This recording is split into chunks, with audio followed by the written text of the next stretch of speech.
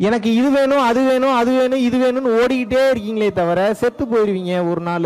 ஒரு 100 வருஷம் வாழ்றீங்கன்னு கூட வச்சுப்போம். 100 வருஷத்துல பாதி நேரத்தை தூங்கியே கழிச்சிடறோம். அப்ப மீதி எவ்வளவு நாள் நீங்க வாழ்றீங்க?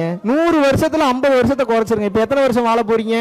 50 வருஷம் வாழ போறீங்க. இந்த 50 வருஷத்துல ஒரு கால்குலேஷன் பார்ப்போம். பிறந்ததுல இருந்து ஒரு 14 வயசாவது வந்தாதான் வாழ்க்கைனா முதல்ல என்னன்னே தெரியுது. இப்ப 15 வருஷம் என்ன ஏதுன்னே தெரியாம ஜாலியா போகுது. 50ல 15 கழிங்க, மீதி எவ்வளோ? 35 வருஷம். தள்ளாடுற வயசுல குச்சியை புடிச்சிட்டு நடக்க முடியாம நடக்கிறதுல ஒரு 30 வருஷத்தை கழிச்சிருங்க. 35ல 30 கழிங்க. இப்ப எத்தனை வருஷம் இருக்கு? இப்ப என் கேள்வி என்னன்னா, 5 வருஷம் தான் வாழ போறீங்க. இந்த 5 வருஷத்துல ஏன் இவ்வளவு வெறுப்புணர்வு? எவ்வளவு சந்தோஷமா வாழலாம்? எப்படி சாக போறேன்னு தெரிஞ்சு போச்சு. அதுக்காக தற்கொலை பண்ணிட்டு நான் செத்துற முடியுமா? அப்பயே சாக முடியாது. இன்னொருத்தன் வாழ்றது பிடிக்கலன்னு சொல்லிட்டு அவனை நான் கொலை பண்ண முடியுமா?